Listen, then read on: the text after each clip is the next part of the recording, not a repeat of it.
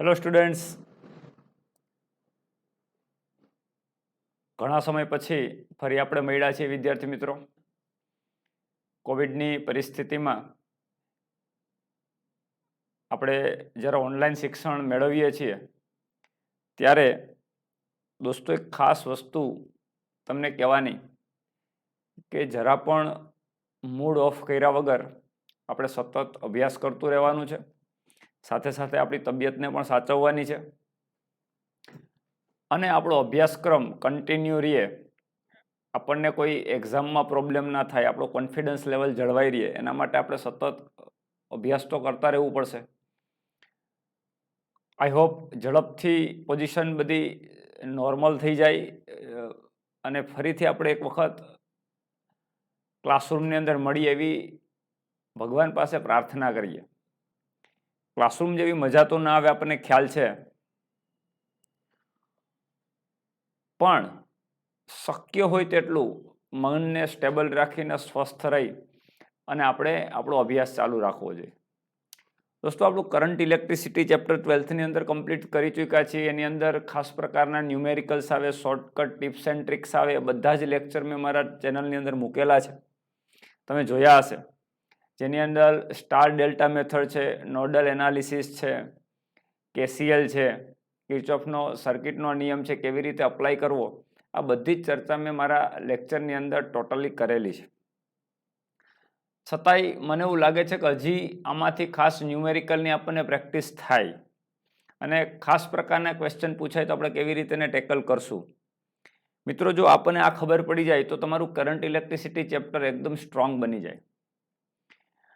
તો આપણે એની અંદર અમુક ટોપિક જોયા વિદ્યાર્થી મિત્રો. વિસ્ટન બ્રિજ છે, પોટેન્શિયોમીટર છે, અવરોધના શ્રેણી સમાંતર જોડાણ છે, આ બધી જ વસ્તુ જોઈ. પણ જો ખાસ પ્રકારની સર્કિટ આવે તો એને કેવી રીતે ટેકલ કરવી. ફોર એક્ઝામ્પલ, વિસ્ટન બ્રિજ જ્યારે સંતુલિત હોય એટલે કે બે અવરોધોનો ગુણોત્તર R1/R2 = R3/R4 નું જ્યારે પાલન થતું હોય ત્યારે તો સર્કિટ સોલ્વ કરવી બહુ ઇઝી છે, આજે આપણે જોયું. પણ જો વિસ્ટન બ્રિજ અસંતુલિત અવસ્થામાં હોય એટલે કે આ શરતનું પાલન ના થતું હોય તો કેવી રીતે ટેકલ કરો. આપણે NCERTની અંદર પણ ઉદાહરણમાં પણ એક દાખલો આપેલો છે, સ્વાધ્યાયમાં પણ આપેલો છે, પણ આપણને પ્રોપર મેથડ ખબર હોવી જોઈએ, નહીતર એ દાખલો લેન્ધી થઈ જાય. તો ઝડપથી કેવી રીતે સોલ્વ કરી શકાય કે જ્યારે વિસ્ટન બ્રિજ અનસ્ટેબલ પોઝિશનમાં હોય, અસંતુલિત અવસ્થામાં હોય, ત્યારે કેવી રીતે ઝડપથી સોલ્વ કરવો, હું તમારી સામે મૂકું છું. ફોર એક્ઝામ્પલ, એક્ઝામમાં ધારો કે તમને કોઈ આવી સર્કિટ આપેલી છે. અહીંયા એક રેઝિસ્ટન્સ છે,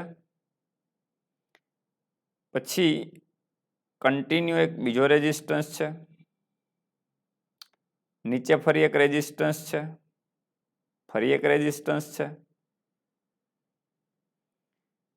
અને ઇન બિટવીન આની વચ્ચે પણ એક રેઝિસ્ટન્સ છે, અને અહીંથી તમને બેટરીનું કનેક્શન આપેલું છે આ રીતે.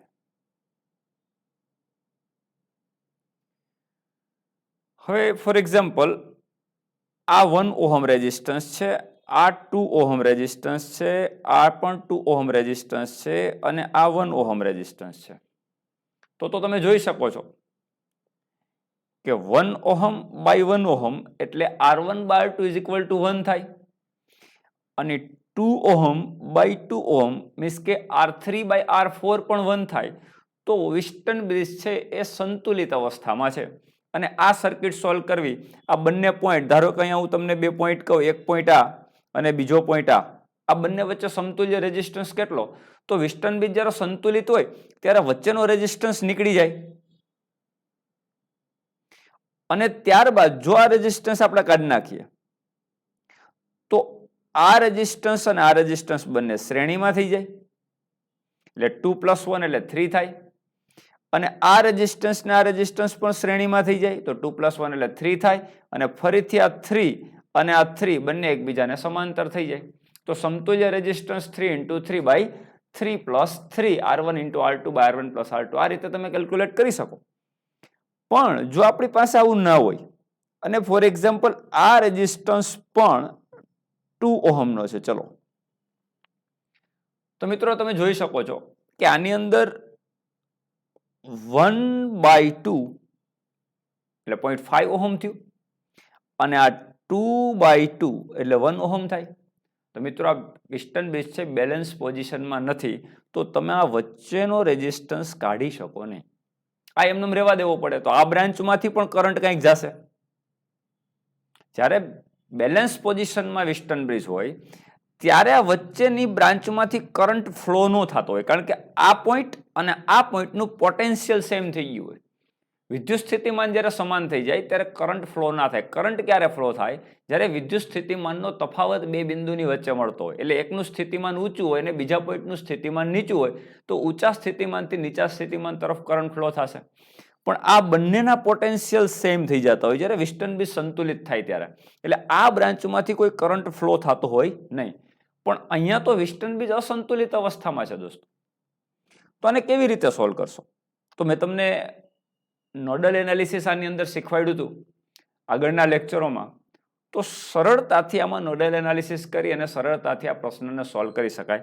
ચલો વચ્ચેનો રેઝિસ્ટન્સ છે આપણે આ પણ કહી દઈએ. ચલો 1 ઓહમ છે અને બેટરી ફોર એક્ઝામ્પલ 10 વોલ્ટની બેટરી છે. આ એક્ઝામમાં ક્વેશ્ચન પૂછ્યો હોય તો તમને આમાંથી ઘણા બધા પ્રશ્નો પૂછી શકે કે આ બ્રાન્ચમાંથી કરંટ કેટલો ફ્લો થાય, આ બ્રાન્ચમાંથી કરંટ કેટલો ફ્લો થાય, આ બ્રાન્ચમાંથી અથવા આ બ્રાન્ચમાંથી કરંટ કેટલો ફ્લો થાય, આ બ્રાન્ચમાંથી કરંટ કેટલો ફ્લો થાય, કઈ દિશામાં થાય, ટોટલ કરંટ કેટલો ફ્લો થાય, મીન્સ કે બેટરીમાંથી કેટલો કરંટ જતો હોય. કોઈ પણ ક્વેશ્ચન પૂછી શકે. આ બંને પોઈન્ટ વચ્ચે મીન્સ કે પિસ્ટન બ્રિજના મહત્વના બે પોઈન્ટ, આ બે પોઈન્ટ, આ બંને વચ્ચે સમતુલ્ય રેઝિસ્ટન્સ, ઇક્વિવેલન્ટ રેઝિસ્ટન્સ પૂછી શકે. તો નંબર ઓફ ક્વેશ્ચન આની અંદરથી થઈ શકે. તો બધી જ વાત આપણે 1 બાય 1 કરશું કે અનબેલેન્સ પોઝિશનની અંદર પિસ્ટન બ્રિજ હોય ત્યારે સરળતાથી કેમ સોલ્વ કરો. સોલ્વ તો કરેલી ઘણી બધી રેફરન્સ બુકમાં તમને આપેલું હશે, પણ ઇઝીલી કેવી રીતે સોલ્વ કરવું? તો મિત્રો તમે જો, આપણે સિમ્પલ વસ્તુ સમજવાની છે કે જે તમારો જે પોઈન્ટ, આ પોઈન્ટ છે, ધારો કે આની વચ્ચે અને આની વચ્ચે તમને સમતુલ્ય રેઝિસ્ટન્સ માંગ્યો છે. તો પહેલા તો એ જોઈ લો કે 10 વોલ્ટની બેટરી છે, તો આ જે છે આ પોઈન્ટ નેગેટિવ, આને તમે 0 કન્સિડર કરશો, આ 0 વોલ્ટ. તો એની સામેનો જે પોઈન્ટ છે આ બેટરીનો જે પોઝિટિવ છે, આ પોઈન્ટ એ 10 વોલ્ટ થશે, મીન્સ કે આ 10 વોલ્ટ થશે. એટલે બે પોટેન્શિયલ તો આપણને ખ્યાલ આવી ગયા કે ભાઈ આ બિંદુ જે છે એનું સ્થિતિમાન 0 અને આ બિંદુનું સ્થિતિમાન એની સાપેક્ષે 10 વોલ્ટ. પણ બે એવા નોડ છે, બે એવા જંકશન છે કે જેનું પોટેન્શિયલ આપણને ખબર નથી. અને જો એનું પોટેન્શિયલ એટલે વિદ્યુત સ્થિતિમાન જો આપણને ખબર પડી જાય તો તમારો ઓલમોસ્ટ પ્રશ્ન સોલ્વ થઈ જાય. આ બે પોઈન્ટ એવા છે કે જેનું પોટેન્શિયલ આપણને ખબર નથી. એટલે હું કન્સિડર કરી લઉં કે ચલો આનું વિદ્યુત સ્થિતિમાન છે એ V1 છે અને આનું વિદ્યુત સ્થિતિમાન છે V2 છે. હવે આપણે શું કરવાનું છે? નોડ એનાલિસિસમાં મેં તમને શીખવાડ્યું હતું વિદ્યાર્થી મિત્રો કે જે નોડ ઉપર આપણે એનાલિસિસ કરવાનું છે, જે નોડ ઉપર આપણે એનાલિસિસ કરવાનું છે એ નોડમાંથી વિરુદ્ધ દિશામાં, મીન્સ કે બહાર તરફ જતી દિશામાં અથવા તો અંદર તરફ જતી દિશામાં કોઈ પણ એક ડિરેક્શનની અંદર કરંટ જે જતો હોય આમ બહાર તરફ, આવી રીતે ધારણા કરી લ્યો. ધારો કે કરંટ છે એ બધી જ પોઈન્ટ ઉપરથી જંકશનમાંથી બહાર તરફ જાય. પછી તમે નોડ એનાલિસિસ કરો તો અહીંથી આ બ્રાન્ચમાંથી આમ આ કરંટ, આ જે કરંટ ફ્લો થાય છે કેટલો થાય? તો કે આ બે બિંદુ, આ અને આ બે બિંદુ વચ્ચેનો વિદ્યુત સ્થિતિમાનનો તફાવત એટલે કે V1 - 10 બાય R. તો ઇન બિટવીન રેઝિસ્ટન્સ કેટલો છે? 1 ઓહમ. તો તમે આમ લખી શકો V1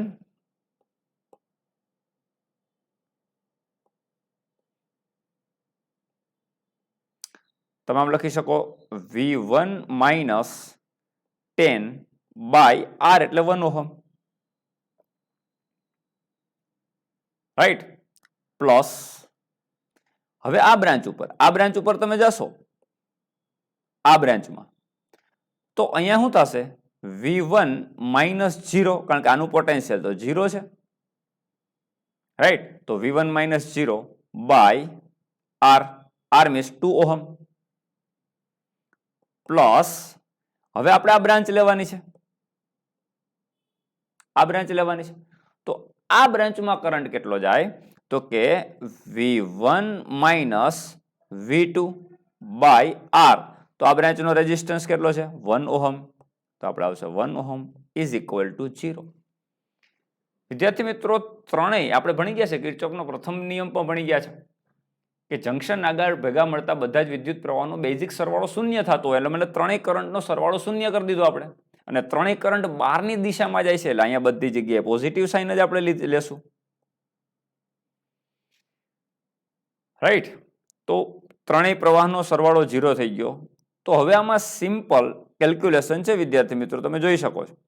જે સરખા હોય એને આપણે પ્લસ કરી દઈએ V1 બાય 1. અહીં તમે જોઈ શકો છો V1 by 1, V1 by 2 and V1 by 1.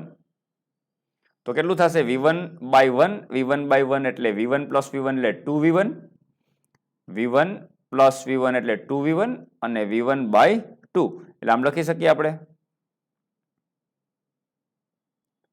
2V1 plus V1 by 2. Right. Plus હવે બાકી રહ્યું છે V2, તો માઇનસ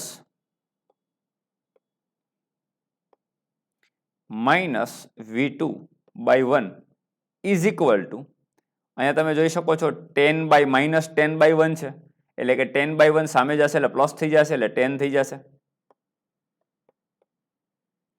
તો આનું સિમ્પલ સાદું રૂપ આપણે આપીએ તો અહીંયા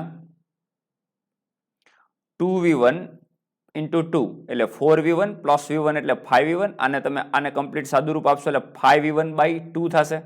એટલે આ થઈ ગયું તમારું 5V1 by 2 minus V2 is equal to 10.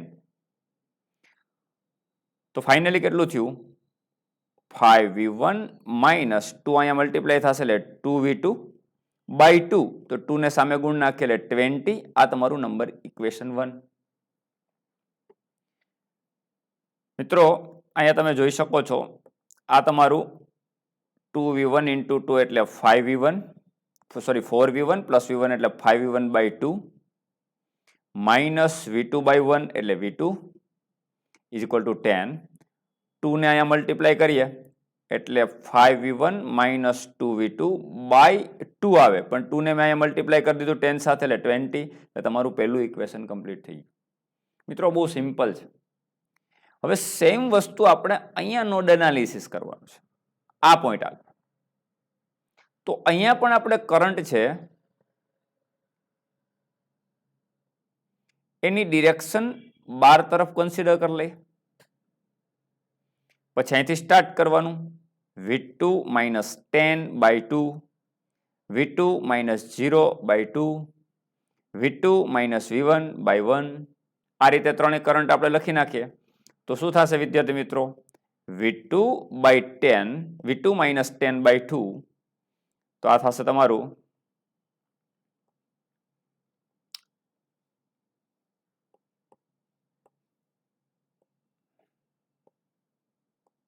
V2 minus 10 by 2 plus, ફરી આપણે સર્કિટમાં આવીએ V2 માઇનસ 0 એટલે V2 જ લખી શકાય, એટલે V2 માઇનસ 0 બાય 2 એટલે થશે તમારું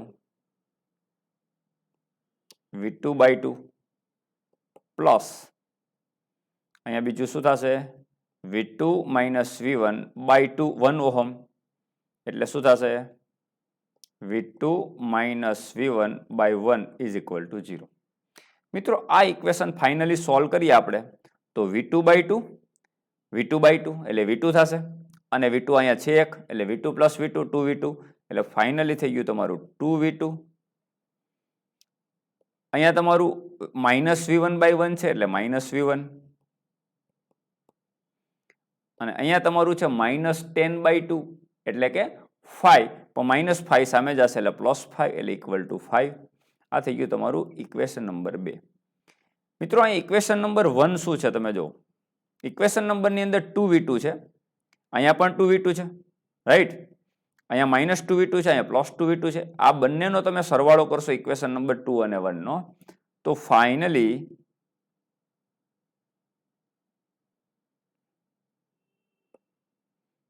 આ અને આ બેને કેન્સલ થઈ જશે.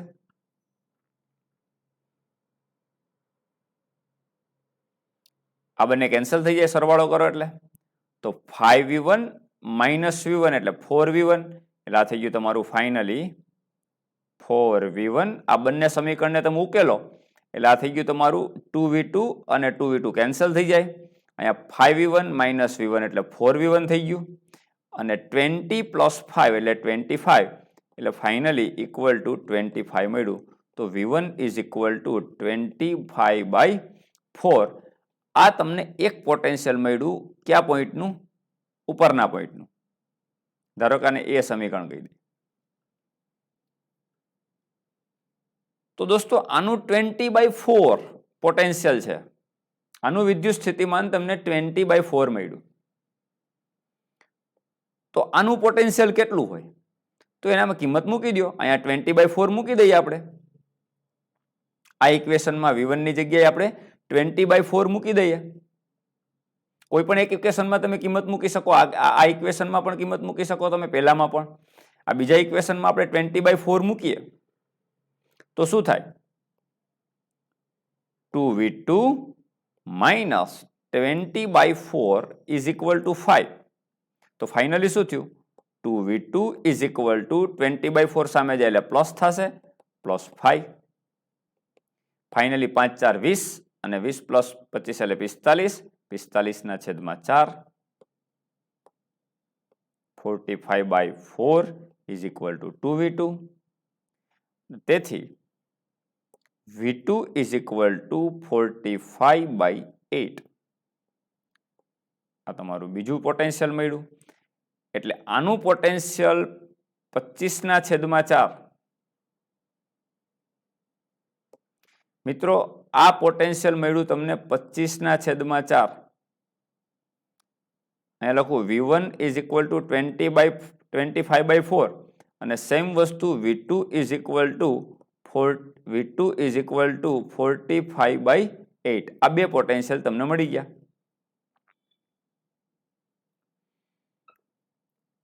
મિત્રો બે સ્થિતિમાન મળી ગયા હોય તમને તો કોઈ પણ બ્રાન્ચમાં કરંટ મળી જાય. અગેન અહીંયા આપણે બનાવીએ. દાખલા તરીકે આપણી સર્કિટ છે, એમાં 1 ઓહમ છે. આ પોઈન્ટનું પોટેન્શિયલ આપણને મળી ગયું 25/4.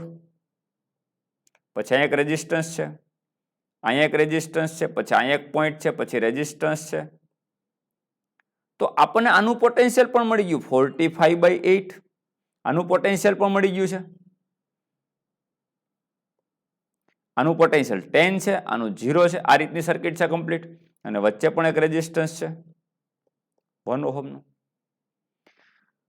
દોસ્તો વાત ખતમ થઈ ગઈ. આમાંથી કરંટ જો આમ ફ્લો થતો હોય, આમાંથી આમ કરંટ ફ્લો થતો હોય, તો આ બંને વચ્ચેનો વિદ્યુત સ્થિતિમાનનો તફાવત, આનો અને આનો વચ્ચેનો વિદ્યુત સ્થિતિમાનનો તફાવત કેટલો થાય? 25/4 માઇનસ 0 એટલે 25/4 થયું. રેઝિસ્ટન્સ આપણને ખબર છે, આ રેઝિસ્ટન્સ આપણને ખબર છે 2 ઓહમ છે. આ રેઝિસ્ટન્સ પણ 2 ઓહમ છે અને આ રેઝિસ્ટન્સ પણ 2 ઓહમ છે. તો કરંટ કેટલો થાય? કરંટ I1, આમાંથી કરંટ આપણે I1 લઈ લઈએ તો I1 ઇઝ ઇક્વલ ટુ શું થશે?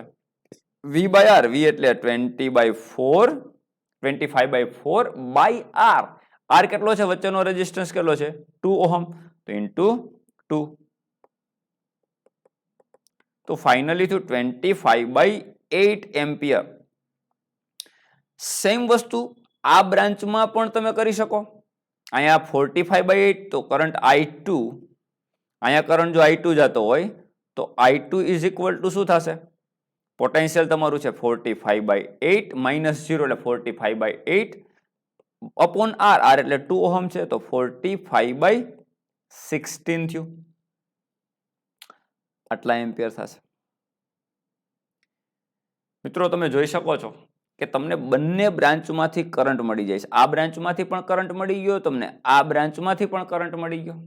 તો ટોટલ કરંટ અહીંયા આવતો હોય જે બેટરીમાં જતો હશે તો એ પણ મળી જાય. બંનેનો સરવાળો કરો 25/8 અને 45/16, બંને બ્રાન્ચમાંથી ટોટલ કરંટ મળી જાય. આ બ્રાન્ચમાંથી કરંટ કેટલો જોતો હોય તો આ પણ ખબર પડી જાય કે I is equal two V/R. તો વિદ્યુત સ્થિતિમાનનો તફાવત આ બંનેની બાદબાકી કરો 25/4 ને માઇનસ 45/8 એટલે વિદ્યુત સ્થિતિમાનનો તફાવત મળી જાય એટલે આ તમને V મળી ગયો. છેદમાં આર, આર એટલે 1 ઓહમ, આ તમારું મેળવો એટલે આ કરંટ મળી ગયો. તો વચ્ચેની બ્રાન્ચમાંથી કેટલો કરંટ જાય, આ બ્રાન્ચમાંથી કેટલો કરંટ જાય એ પણ મળી ગયું. આ બ્રાન્ચમાંથી કેટલો કરંટ જાય એ પણ મળી ગયું. આ બ્રાન્ચમાંથી કેટલો કરંટ જાય એ પણ મળી ગયું. ફાઇનલી અહીંયા બેટરી છે આપણી પાસે, તો આ બેટરીમાંથી કેટલો કરંટ જાય એ પણ મળી ગયું, કારણ કે I1 પ્લસ I2 એટલે ટોટલ કરંટ મળી ગયું. મિત્રો આપણને પોટેન્શિયલ મળી ગયું છે, બધા જ પોઈન્ટના પોટેન્શિયલ મળી ગયા, બધી બ્રાન્ચમાં કરંટ મળી ગયો. આ બ્રાન્ચમાં પણ કરંટ મળી શકે ને, કારણ કે આ 25/4 નાનો 10, આ બંનેની બાદબાકી કરો એટલે પોટેન્શિયલ ડિફરન્સ થાય. આ બંનેનું, કારણ કે કરંટ અહીંથી ફ્લો થાય છે એટલે 10 - 25/4 એટલે પોટેન્શિયલ ડિફરન્સ બાય રેઝિસ્ટન્સ એટલે I = V/R. તો આમાં પણ કરંટ મળી જાય, આમાં પણ કરંટ મળી જાય. બધી બ્રાન્ચમાં કરંટ મળી ગયો છે. ટોટલ ફાઇનલી બેટરીમાંથી કેટલો કરંટ જાય એ પણ ખબર પડી ગઈ છે. તો સિમ્પલ વસ્તુ છે. સમતુલ્ય રેઝિસ્ટન્સ એટલે શું થાય મિત્રો? સમતુલ્ય રેઝિસ્ટન્સ એટલે શું થયું? R = V/I. તો V તો આપણને ખબર છે 10 વોલ્ટની બેટરી છે, આપણી પાસે અહીં 10 વોલ્ટની બેટરી છે. તો આપણને ટોટલ પોટેન્શિયલ ડિફરન્સ જે છે એ 10 વોલ્ટ છે. અને ટોટલ બ્રાન્ચમાંથી કરંટ કેટલો જાય? આમાંથી જાય અને આમાંથી જાય, બેનો સરવાળો કરો ટોટલ કરંટ મળે. તો R = તમે R ઇક્વિવેલન્ટ એટલે મીન્સ કે સમતુલ્ય રેઝિસ્ટન્સ, R ઇક્વિવેલન્ટ તમે શું લખશો? V/I.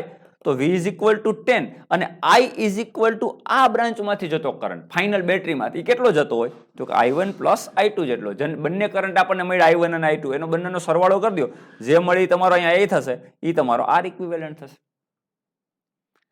તો અહીંયા બધા જ પ્રશ્નના જવાબ આપણને મળી ગયા છે કે જ્યારે વિસ્ટન બ્રિજ અનબેલેન્સ્ડ હોય, જ્યારે વિસ્ટન બ્રિજ અસંતુલિત અવસ્થામાં હોય ત્યારે સર્કિટને કેવી રીતે સોલ્વ કરવી. કોઈ પણ બ્રાન્ચમાંથી કરંટ મેળવી શકાય, કોઈ પણ પોઈન્ટનું પોટેન્શિયલ મેળવી શકાય, કોઈ પણ બે બિંદુ વચ્ચે પોટેન્શિયલ ડિફરન્સ મેળવી શકાય, કોઈ પણ બ્રાન્ચમાં કરંટ મેળવી શકાય, કોઈ પણ બે બિંદુ વચ્ચે મીન્સ કે આ બંને બિંદુ વચ્ચે તમે સમતુલ્ય રેઝિસ્ટન્સ પણ મેળવી શકો. મિત્રો સમતુલ્ય રેઝિસ્ટન્સ માટેની બીજી મેં એક મેથડ શીખવાડેલી છે, સ્ટાર ડેલ્ટા મેથડ. એ પણ મારા આગળના લેક્ચરમાં છે, જોઈ લેજો. સ્ટાર ડેલ્ટા મેથડથી પણ કરી શકાય છે. તો આ પ્રકારની મેથડથી તમે કરો તો તમને ઇઝી પડશે, નહીં કે રેફરન્સ બુકની અંદર આપેલી જે કિર્ચોફના નિયમવાળી